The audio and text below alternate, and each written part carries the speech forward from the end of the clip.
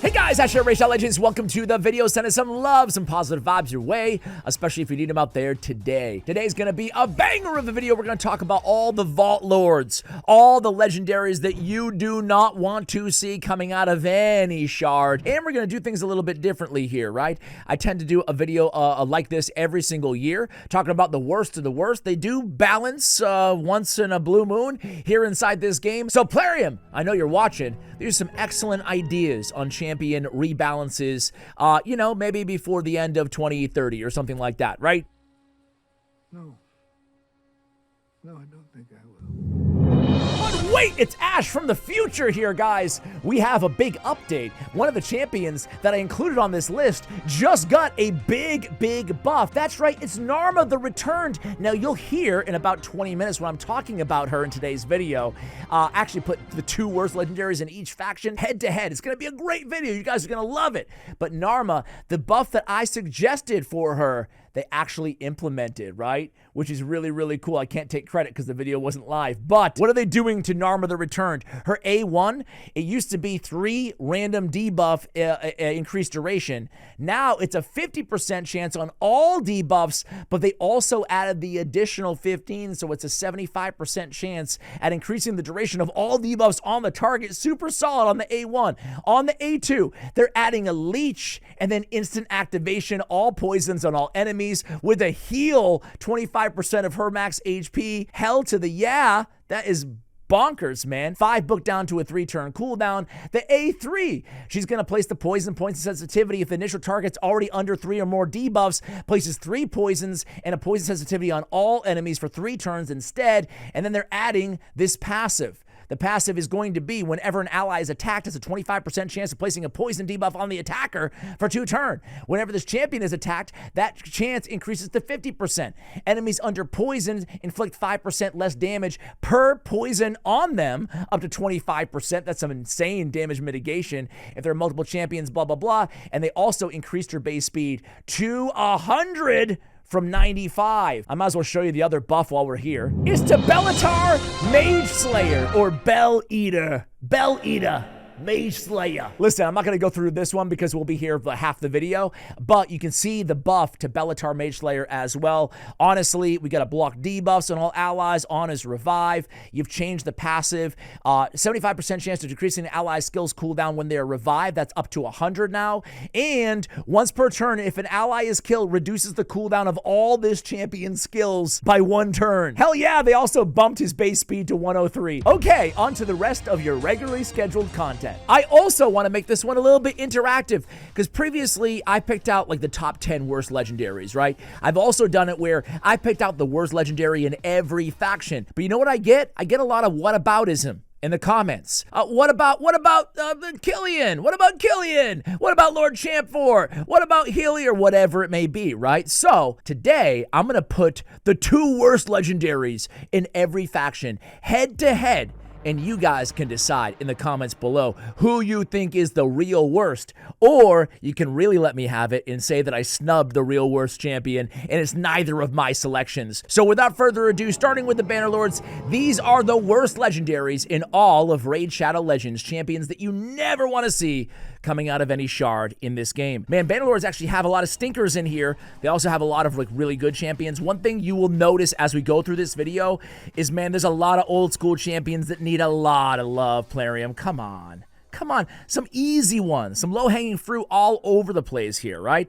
Anyway, we're gonna put, I thought about Richtof, honorable mention, but he can be used in Poison Combust teams, and he can be used in a stun set. So instead, I'm giving it to Black Knight versus Chronicler Adolin. Black Knight, dude, I've always had a soft spot in my heart for Black Knight because he's got increased defense and a continuous heal on a freaking 2-turn cooldown. But nowadays, you need a little bit more than just that to be a legendary champion in this game. He has no damage on this Last Breath AoE, and he has a Provoke on his A1. Yeah, I guess Magma Dragon, like he has his use cases, but really this kit feels, well, it feels outdated and old-fashioned. So Black Knight, you make the list.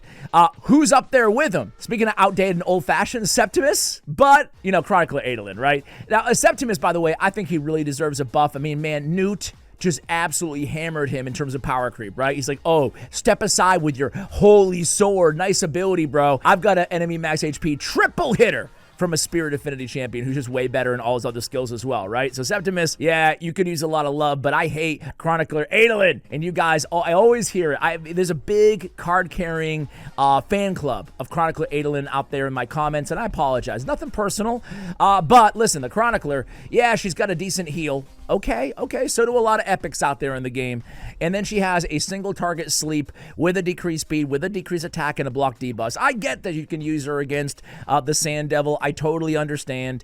It's a nifty little ability, but it feels a very epic-esque kit. And even if she wasn't epic, I still personally wouldn't use her. Now, I'm going to say this one time and one time only, but beauty is in the eye of the beholder. Part of the enjoyment of Raid Shadow Legends is getting value, extracting value strategically on your account, given what you have at your disposal with even crappy champions. So I've even used some of these champions. I like using some of these champions that we're going to talk about. So, disclaimer out of the way. Okay, High Elves. Man, every faction has some real stinkers, right? But High Elves, I mean, Incarnate's in the conversation. Of course, Pixneal's in the conversation. We've got Shiramani, I feel like, in the conversation. But I'm going to give it to Simple, a.k.a. Alexander the Sharpshooter. Since we have a place to go, let it snow, let it snow, let it snow. This dude feels like a mediocre epic. He screams mediocre epic. An AoE decreased defense with a very conditional weaken. Okay? And then he's got a Born to Win. Remove all buffs from the target on a 4-turn cooldown single target move. That's it. Ladies and gentlemen, that's it. Give me Siege Hulk any day, every day. At least he's got the damage, the self buffs, all that stuff. Alexander the Sharpshooter is definitely candidate number 1. Who am I going to put him up against? You know what? I'm not going to give it to Pixneal or Shiramani or Incarnate. Instead, because I think that those champions can provide you some control, some buffs, some support for progression accounts especially. I'm actually going to give it to one of my favorite old school champions. No offense, nothing personal, Royal Huntsman. But me being compared to him, I took offense to that. But you haven't aged that well. Listen, if I'm going to throw shade at my man Alexander for having an AoE decreased defense, I'm going to give it to Slaughter Volley, an AoE decreased defense with 2 turns if critical, right? Okay. At least he has one thing that Alexander doesn't have, and it's an ignore 100% ability. Problem is listen, it's really fun to use. It smacks. More power to you, Undead Aim Royal Huntsman. But this is an old school legacy champion. When the game was created, Royal Huntsman was there. And this, on a 5-turn cooldown, is just not enough anymore, right? Where the meta has evolved. He used to be an arena just behemoth, but there's no, ignore defense is great, but there's no buff removal or anything like that. There's no reset conditionality. There's no passive here. He feels old-fashioned. So I'm going to give it to Royal Huntsman versus Alexander the Sharpshooter. I'm sure Alexander's going to win on that one. I think he's the worst of the worst. Sacred Order time. Man, Sacred Order. Ooh, this is tough. I'm going to give it to, you know what? A lot of people would include the lovely, beautiful design that's gone to waste on Glicia's Soul Guide. I mean, doesn't she look like she should be 100 times better than she is? She really does, man. I would love to see a buff to Glicia. But I don't think she's the worst of the worst. Artor, he's not amazing, but man, you can put him in a stun set. He can revive, solid. I'm going to give it actually to Gretel, who was a previous Halloween Fusion champion last year. Listen, Gretel is okay when she's with Hansel. When she's by herself, she's a single target decreased defense, a quad hitter that doesn't deal a lot of damage, and an AoE that doesn't deal a lot of damage. She does have decreased turn meter, 25% turn meter fill. That's nice. She does no damage. That's all I got for you up there. She's a damage dealer who doesn't smack, is Gretel Hagbane.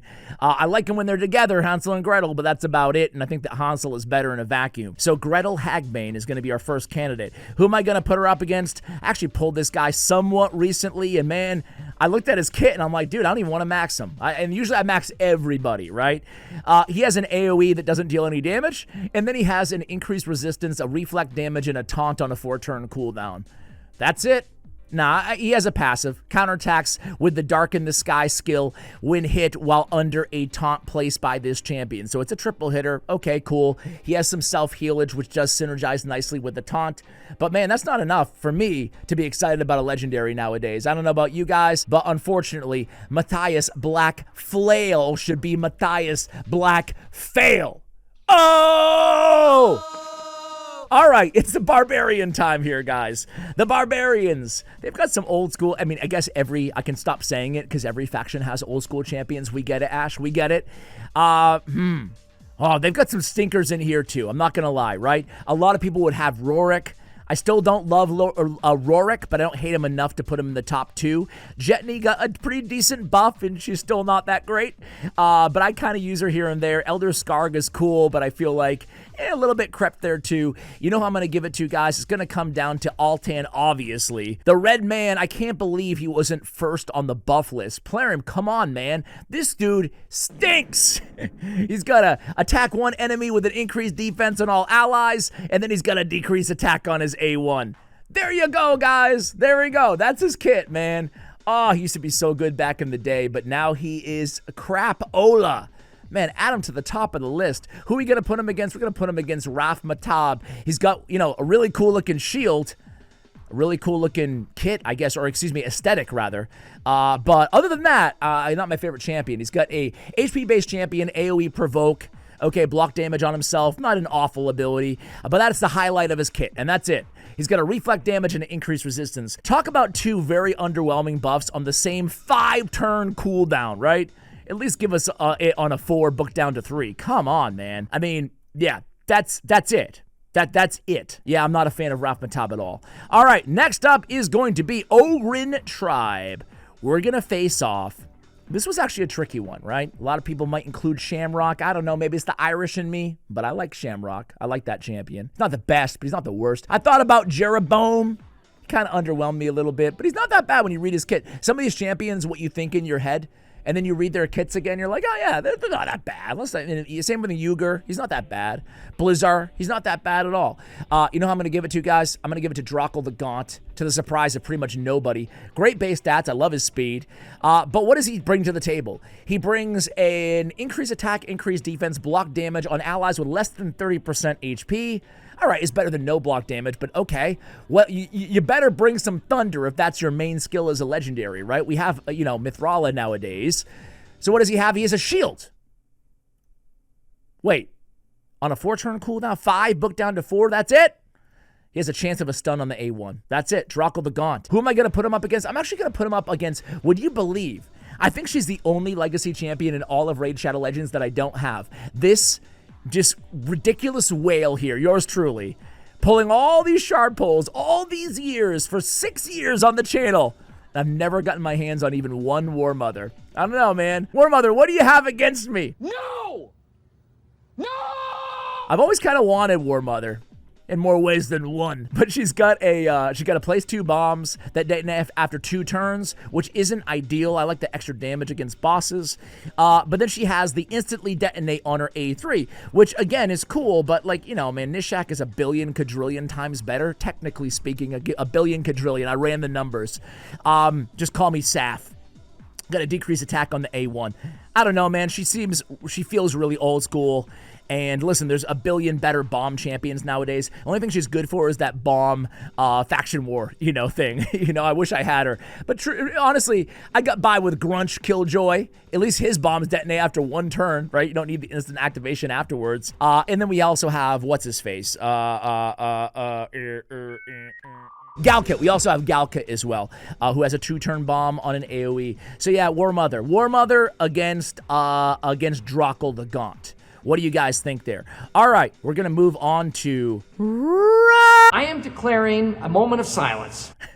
You don't have to put on the red line. That's right, Roxanne, man. I've always hated this champion since the day he's been added to the game. Listen, he's a legendary champion, ladies and gentlemen. So give me an AoE decreased defense and weaken on a 3-turn cooldown. Instead, what he delivers is a conditional AoE defense, decreased defense and weaken if he's not under a Veil of Perfect Veil, which he does bring, to be fair. But if he's not under those, it's going to be a single target and instead, right? So some RNG on auto teams. He's he's difficult to run on an actual dependable team unless you're going in there and making sure that he always has his Veil or Perfect Veil. Moreover, dude, for all that setup, you're going to give me on a 5-turn cooldown, book down to 4? No, thank you, man. This is a 3-turn cooldown ability. Nah, I don't hate Roxanne, honestly, but I just think he feels like an epic champion. There it is. I'm going to put him against... this is actually a pretty good faction here. Now, this is a faction, right? Like, after Roxanne, for me, all these champions are not crap. Even, I think a lot of people are probably still familiar with the old version of Skull-Lord Vargal. I think he's a hell of a lot better than he used to be. I actually used Skull-Lord in a few areas on my account, so he's not it. I love the buff that they did to Vergamkar, man. I mean, like, he's not an endgame champion, but he's a great progression, having the increased defense 3-turn, the heal reduction, the decreased defense, the buff removal, the mini cleanse there. I feel like he brings a lot to the table from a tanky champion. I actually like this champion, guys. First of all, I feel like I should give a shout out like I always do to Rosin. Guys, listen. Bring the speed up from 91 and bring the damn cooldown down to a 5-turn book down to 4. Not that hard. Come on, Rosin. He's the OG permanent fusion in the game. Give this guy a little love. At least the speed. I mean, this is an, what is he, Armiger with the speed? Come on, man. All right, I'm going to give it to actually, all that being said, I'm going to give it to Krokmar. I love Krokmar. I love Krokmar. He is a cool champion, man. But you know what? He feels he is very one-dimensional. What does he do, you ask? He has an increased crit rate, increased crit damage on everybody with the extra turn.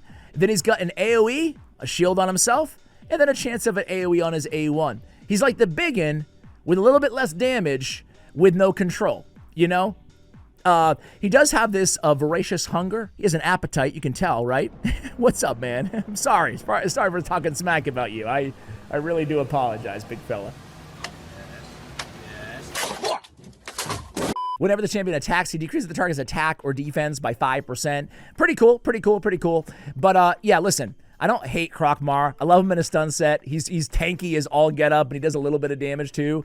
But I think that he's like very one-dimensional compared to all these other legendaries. So I'm gonna give it to Krokmar. You guys can let me have it in the comments below if you like Krokmar. I kind of do. Skinwalker time. Skinwalker. This one, man. Whew. I'm gonna give it to Brachus the Shifter. Brachus, Boston accent coming out. Brachus the Shifter. We have Brachus the Shifter, and honestly, he's a really cool champion. He's been in the game for a long time. The first Halloween in Raid, I believe. He's got the 6-time hitter. I love it. I love watching him full moon rampage. But honestly, the rest of his kit is kind of meh. I like that he brings increased attack on all allies, but a 1-hitter on the A1 to pair up with a 6-hitter? Damn. I like that he comes back. He's a cool champion, right? He used to be one of the best raw damage dealers in the game, too. He and Turvold, back in the day, they were like the big duo for just raw clan boss, old school demon lord damage. That being said, though, listen, even in Fire Knight, like, yeah, sure, this is great, right? If you have it booked down, of course. But, you know, he has a one-time to pair with that. So I would love a buff to Brachus the Shifter, right? To me, he's in a similar category as Rosin Scarhide, right? Old school champion who could use some love. Update him for the times, right? You know, I would love if they made this a triple hitter on his A1, right? We have like a Kemptum who has 2 triple hitters. You know, give some love to Brachus the Shifter. Who am I going to put him up against? I actually liked the buff that they did on the cow, right? I think that was a really good buff. Not a lot of people cared or talked about it. I will say that Samson the Masher, I don't have him, but he was in the conversation. Get a little bit of Krokmar vibes from Samson the Masher, I'm not going to lie. Kind of like a mediocre HP-based AoE damage dealer. But I'm actually going to give it to Bambus. I've always hated Bambus since he was added to the game, honestly. Since everybody tried to talk us into this dude being good. This Kung Fu Panda being, no, you just misunderstand him. You just misunderstand the panda. He's actually really good. No. I disagree, respectfully. There's a reason they give him for free to new accounts, right? I feel like, listen, I halfway kid, because he is interesting. I'm not going to read his entire kit, but it all revolves around him basically going in and putting sleep on himself, doing other stuff too, but he puts sleep on himself, and while he's asleep, he sucks up all the debuffs that are put on your allies, and then when he wakes up, he transfers them, right? But he doesn't soak up the CC debuffs. I don't know, just the fact that he's putting himself to sleep. He seems cool. I feel like you can talk yourself into Bambus, and he can, to be totally fair with the Enfeeble and stuff, he can solo some content. He has some niche crazy things he can do. You can do some decent damage, building a team around him, and Hydra as well. So I do want to acknowledge that. That being, what are the reviews on him? Yeah, this has been my experience, honestly. I'm just not a big fan of Bambus. What about you guys? Tell me how badly wrong I am on Bambus. I feel like most of you would probably give it to Samson, War Chief, and Lauratia. War Chief, I don't know. I don't know what I say about this dude, man. He's the best single target provoker in Raid Shadow Legends. I'll say that, right? Or he's in the conversation. Other than that, he kind of sucks, right? But at least he's got a claim to fame. All right. Skinwalkers, I feel like where I lost some of you guys, but whatever. Orc time. Man, I've said it for a while now, but I think the Orcs is the worst faction in the damn game. Even worse than Ogryn Tribe and Dark Elves, in my opinion, by a smidgen. Who am I going to give it to here? I think there's 4 candidates, honestly. Maybe 5. I've always not been a big fan of Jag, but he's probably the 5th honorable mention. Gomlock, I'm not a fan of. But at least Gomlock has like this turn meter steal on a 2-turn cooldown. That's pretty cool. Lead into more AoEs, more decreased defense. Rabar is old school as it comes, and he still is the same as he was back 150 years ago. They did bump his speed, though, which is nice. But I'm actually going to give it to Growhawk. They buffed this champion a couple times, and they haven't got it right yet.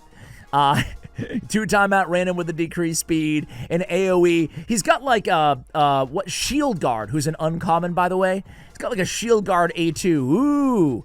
And then he has Lord of War. What is he doing? He's stealing a target's turn meter. Okay. That's like kind of like, I don't know, freaking Man-Eater's A2 on a legendary champion. That's the highlight of his kit. Speed in dungeons. Squishy. Yeah, crap. Growhawk. It's tough to put anybody against him. By the way, speaking of buffs and whatnot, Tila, they nailed it with her. King Garage actually can smack now, so they did get some wins in there as well. Angar still isn't great, but, you know, the 2-turn counterattack isn't bad enough to put him in this combo. And even though you guys are going to say that Nogdar's bad, I still love Nogdar, the Headhunter. I'm giving it to Daneg Skullreap. So it's going to be Growhawk the Bloodied versus Daneg Skullreap. Daneg, man, he seems cool. He's an elf killer, right? Grants extra turn every time this champion kills an enemy from the High Elf or Dark Elf factions. Super cool, but that's about it. He has an AoE that doesn't hit that hard with a decreased accuracy and a true fear. And then he has a single target that doesn't ignore any defense and doesn't hit especially hard either. That's it. That's Daneg. Daneg versus Growhawk. Growhawk has a little bit more control. Daneg has, I don't know what he has. Next up is going to be Demonspawn. Demonspawn, guys. This is a faction. It's a stacked freaking faction, isn't it? This is actually a tough one because everybody's decent, I would say. I'm sure a lot of people will give it to Vassal of the Seal. I kind of like Vassal, man. Listen, the reviews are trash-ola on this dude, like some of the worst reviews in all of Raid Shadow Legends. But respectfully, I disagree. He's not great. Trust me. He's like C-level champion. I just don't give him an F. An AoE True Fear with a 2-turn duration and a decreased attack and one of the better heals in the game with the extra turn. I mean, you could do a lot worse in my opinion. That's just my opinion. I thought about Lord Shazar, but, you know, he's a capable bomber. At least his bombs are on a 1-turn duration, 1 turn if critical, and you have him bringing his own increased attack, which helps his bomb damage as well. So I'm not going to give it to him. I'm going to give it to Countess Lix. I love Countess Lix, man. She seems like she should be such a cool champion. She looks incredible. What is she, Astralon's? Yeah, she's Astralon's tandem champion or whatever. Don't see a lot of Astralon Countess Lix teams out there, do you? Her kit is nice, but the cooldowns are killer. An Mire of Misery. I love the name of this ability, right? An AoE decreased speed, turn meter depletion. On a 4-turn cooldown, for a 4-turn cooldown when booked, 5 without books, I want a little bit more, man. I want one more debuff on there, you know? On the time dilation, what a nasty ability. Block active skills, decrease cooldown of ally skills by 1 turn. On a 7-turn cooldown, golly, man. Listen, Donatello, Lady of Irith, Emic, these are 4 and 3-turn cooldowns on the reduce ally skills. And some of them are more than 1 turn as well. This is outdated, to say the least. And the cool thing is she could be an awesome champion. Just got to bring that cooldown down. That's all you have to do on her, right? This is champion's turn meter by 5% each time an ally receives a debuff as well. Listen, I would love to see both the A2 and the A3 both brought down at least 1 turn. And it's still not going to make her that good. Like that, she won't be busted or anything like that, but it makes her more viable. So Countess Lix, I'm putting up against... I hold Void Legendaries to a higher standard than everybody else, right? Because in a vacuum, sure, I'd take Kruchaxa over Vassal the Seal. But I expect more from my legendaries, and Krutraxa is one of the coolest looking Void legendaries in the game, and honestly, she is on some elite teams. Speaking of like Fire Knight speedrun teams with a quad hitter on her A1 and an extra turn mechanic on her A2. But honestly, to me, she's very one-dimensional for a Void legendary champion. I can't lie. If I'm pulling Void shards, this is the litmus test, and you get a Krutraxa, are you partying hard, or are you kind of bummed out? I'm kind of bummed out, you know? Listen, it's a stacked faction. It's hard to pick any really bad champions here. She's not total trash, but I just wish she had a little bit more going on in her kit. You know, you compare her to an LMA, Little Miss Annie, and I feel like that is a Void legendary who has just a bit more interesting utility there, all the passive stuff like that. I think Krutraxa could get an update as well. All right, so Krutraxa versus Countess Lix for the Demonspawn. Undead Horde. Oh, man. Undead Horde is feast and famine, isn't it? This faction has so many old school, trashy ass legendaries, and they have so many new school, and to be fair, old school champions that are just insanely good, right? Feast and famine, Undead Hordes. My personal pick, this is not my official pick. My personal pick is Nethril, man. Like, he's really cool, awesome. I want to go down on this cooldown. I want to go up on that speed. 94 base speed. You can tell he's an old school champion, right? Suzerain Catan. Yeah, freaking add him to the list, man. They could do a lot better than this dude. Just bring the cooldown down again, right? 4-turn cooldown with an AoE weaken and a small chance of a decreased defense? No, not today in Raid Shadow Legends. Even Scartorsus, not my favorite out there. Elagaius, okay, they did a good job on the buff. I don't think he's busted anymore. Let's get to the point here, Ash. Who did you give it to? I gave it to Harvest Jack. I've talked about this dude for a while now, man. Listen, I love me some Harvest Jack. I love Halloween. I love the Lacern.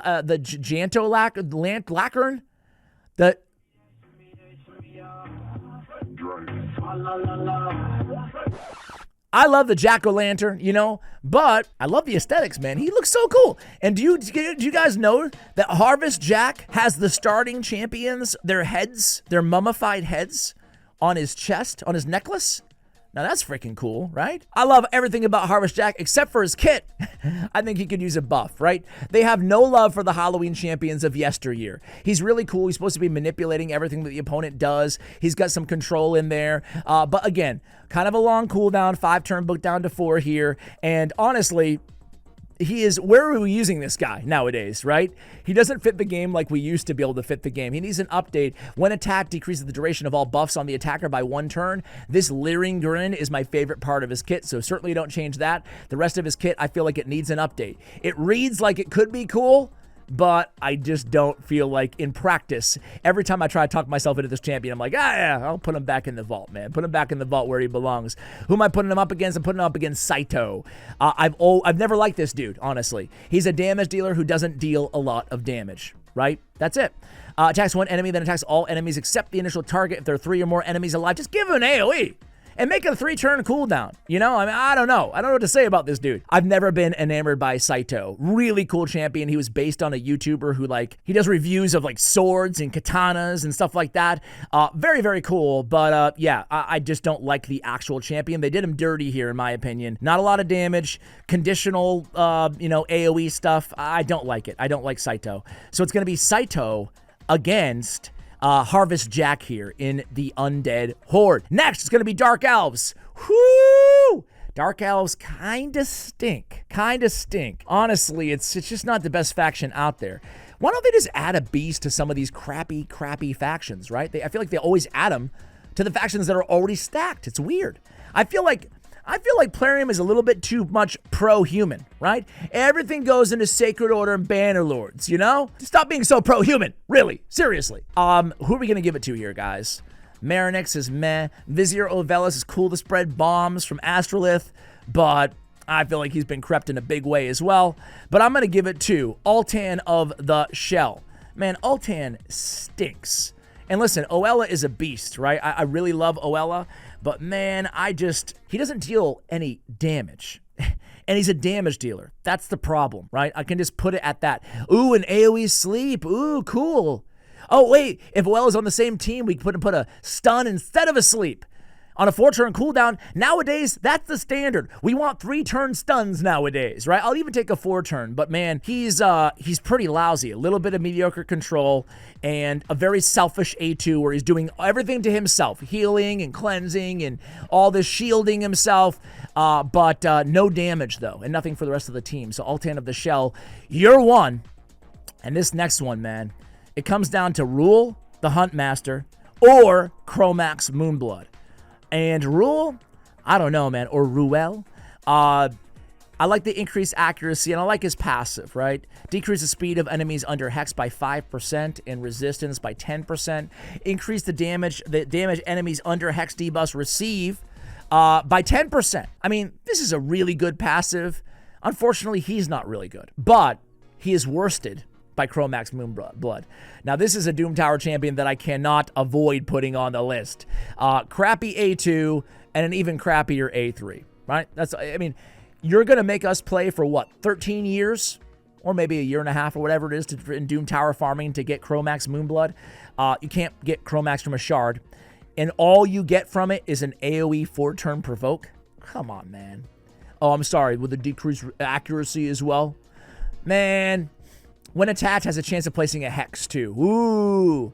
Man, Chromax is such a disappointment. What a crappy, crappy, crappy S champion. So it's going to be Altan of the Shell and Chromax Moonblood, even though there's probably a lot of more honorable mentions here in Dark Elves. Let's move on to my favorite faction in the game. This is going to be Knights Revenant.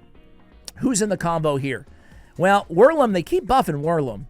And I think I'm the only person in the world, but I've never been, I've never shied away from sharing unpopular opinions on this channel, have I, ladies and gentlemen?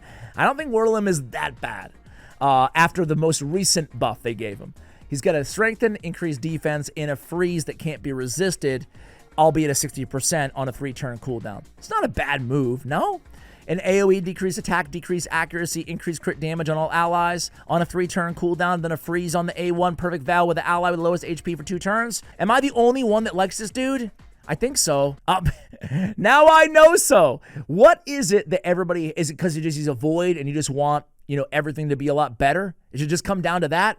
I didn't mean this to be 5 minutes on Whirlum, but I don't know. I feel like almost guilty admitting it. Like when I have a guest here, I forgot, I mean, I had Nub Raids on the channel.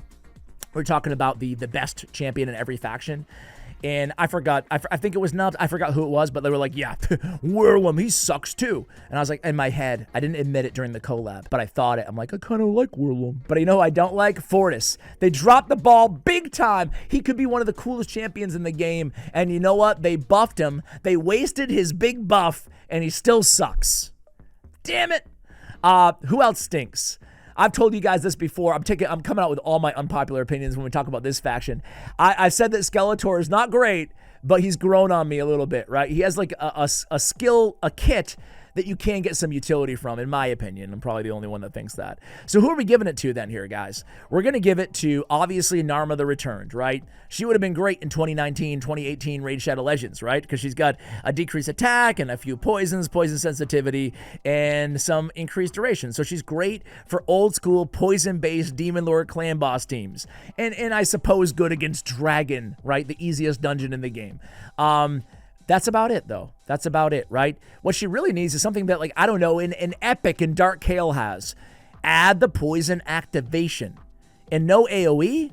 Narma's definitely going to be one of them. The other one is a bit more tricky here. People hate Versolf the Grim. I don't love him, but I don't mind Versolf. Get an increased defense, ally protection, HP-based champion. I don't mind him. I'm going to give it by Stophis. Don't love that champion. But I'm actually going to give it to a champion that you guys probably love. Thea, the Tomb Angel. Thea, you know, like, listen. I get it. If you have 150 hexes on the battlefield, she can do some nice damage against wave content or whatever. But man, I don't know. To me, I've just never been enamored by her. A long cooldown on Hex Reaper. She requires a setup to use. She doesn't have any buff removal. No ignore anything. No ignore defense for that matter. To me, she's just like a decent AoE nuker, and that's it. Like, that is really it. So, unfortunately, Thea the Tomb Angel is going to be against Narma the Returned for the worst faction in Knights Revenant. Dwarf Time. This is the easiest out of every faction for me. Honestly, because this faction is pretty stacked with a few outliers. And the 3 outliers are I think some people throw some shade at Nari. I kind of like Nari, but he's not great. Kira, you know, you don't mind Kira because she gets you Lady Mikage, right, in the fusion, and she's not like absolute trash. But for me, it's between Samar, Granjar, and Beauregard. Beauregard sucks. Increased resistance, increased speed. Well, there's no problem with that, but it's on a 4-turn cooldown when booked. Oh, come on, man. Not a legendary. Give me Apothecary over this dude. Remove a random debuff from all allies and put a shield on them. Really? That's his whole kit? That's it? One, but you can't even give him a cleanse? Come on, dude. That's trash. Granjar. Honestly, AoE burn on a 4-turn cooldown from a champion that takes you 2 years to get from Doom Tower, that's not it. So I'm going to give it to Granjar versus Beauregard the Elder. Samar, you're really close, but you're lucky. I love buff steal, and he has an AoE steal, 2 random buffs from each enemy. But he kind of stinks, though. But he can do some things. He can do some neat things with his diamond skin. You know, like it takes him forever, but he can solo some bosses and stuff like that. So Beauregard versus Granjar after the Mountain King buff in the Dwarf faction. Shadowkin time. Who do we have in contention here? We got Noble. We got Tatsu. Who else? Ginro. Yoshi. Those are my 4 worst. I'm going to say those are the 4 worst, okay? So now it's just a question of who do we give it to here. Tatsu is not going to be it. She has an AoE decreased resistance and an AoE sleep. She fills the champion's turn meter by 10% for each debuff placed. So if you blame those 2 debuffs on a wave, for example, you get 100% turn meter back, right?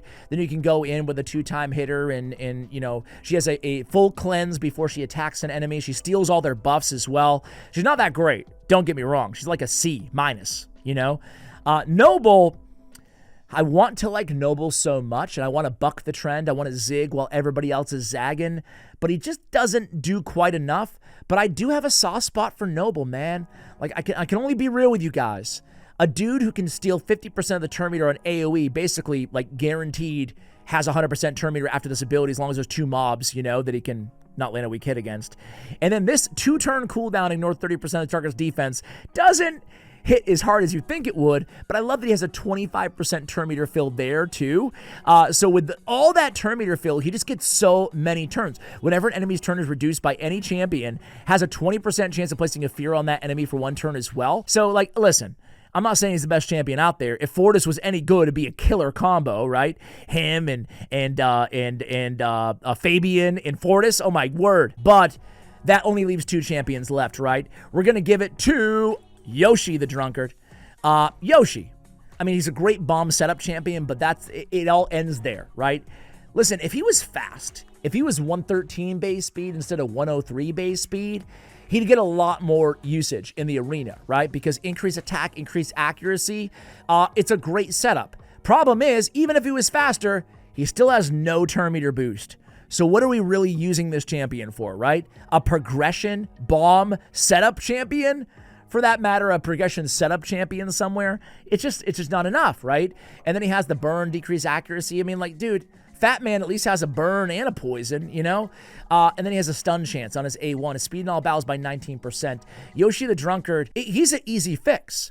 We can bump him up with speed, and we can give him a 20% turn meter boost on his A3, and boom, he's a super viable and very fun turn meter booster for the arena, right? There's other ways to buff this champion too. That would be my favorite way. We're going to put him against Ginro the Stork. I like the big nose fella. I like big nose. I don't have a big nose, but I wish I did. I wish I did. And Ginro the Stork, man, he's a cool champion who takes forever to get, but he's not that cool. He's not cool enough to be a Void Legendary. He's not even cool enough to be a Legendary, unfortunately. He has an increased defense and a counterattack where he can reduce skill cooldowns of the A1, right? Purging Beak. I like it. And then he has a stun for 2 turns that ignores block damage and block debuffs. I really love this move, but it is not good enough to be the centerpiece of his kit. Now, you could argue the centerpiece is maybe the synergy between the counterattack and the A1, and he has this cool mechanic at the end of this champion's turn, plays a provoke for 1 turn on all enemies under increased attack. Problem is, it's under a 4-turn cooldown, right? So there's a lot there's some nuggets, not a lot, but there's some nuggets to like about Ginro. But man, they have some aversion when it comes to buffing Doom Tower champions. They just don't do it. and I don't know why. But I would love to see Ginro up against Yoshi the Drunkard. And I know you guys are screaming, Noble's worse than... Insert whoever you think he's worse than. But let's move it on to Sylvan Watchers, guys. Sylvan Watchers! Okay, who do we have in contention here? I've never been a fan of the pay-to-win champion, Saoirse the Shard. She's not awful, but never been a fan. I actually was so disappointed in Callowite the Ash Arrow. Yeah, I'm not a fan of him at all. Who else is there that's bad? I think that Lemonissi, she grew on some people. Me too. You know, she's not that bad. She's not that good, but she's not that bad. Claydna received a pretty solid buff. I feel like a really good buff on Claydna, so I can't put her in the conversation anymore. You know who we're going to give it to, guys? We're going to make it between Arathea, Corpse Flower. What is the problem with Arathea? She's a damage dealer. She's supposed to be a nuker, right? She only has one AoE, one nuke, right? That doesn't hit hard. There it is, okay? And then she has this Mid-Snare Cloud, where she puts an increased accuracy and a death brand on an enemy and a hex on all enemies, right? And then there's no attacking at any point in this ability, right? So she's doing a lot, but she's not... Block damage on herself, very selfish of you, right? To me, for a Void Lego, again, you need some more. Maybe damage would be a good start on a damage dealer, right? So was really excited when she came out because she looks really cool to me. She obviously fits the aesthetic. She looks like she could be intimidating and a beast. Unfortunately, she's not. Who are we going to give it to next to Arathea? To me, it's between Callowite and Ruark. And I'm actually going to give it to Ruark Green Warden. There's a reason that they give him and Bambus to new accounts. So, Ruark, man, what has he got? He's got an AoE decreased attack, stealing continuous heals, can't be resisted. Oh, man, I hate when champions do something so unbelievably niche. Like, okay, cool. What else does he do? He has a taunt, an increased defense, and a strengthen on all outlet. No, only on this champion on a 4-turn cooldown. That's it? That's it? To me, man, this is an easy buff, too, to this guy. How about put the increased defense and strengthen on all allies for 3-turn duration, damn it? I mean, come on, man. Supposed to be a big, tanky Sylvan Watcher taunt champion. He's certainly not that. He's not that at all. Plays a little stinky shield on an ally, too. Yay. Man, I don't know. Really let down by Green Warden Ruark. I haven't really talked about him a lot on the channel, but man, I was hoping for a little bit better. And to me, it's just the selfish on the Call of the Wild, right? He's a legendary. Let's let him support the team a little bit while he's doing, you know, his taunting and his decreased attack.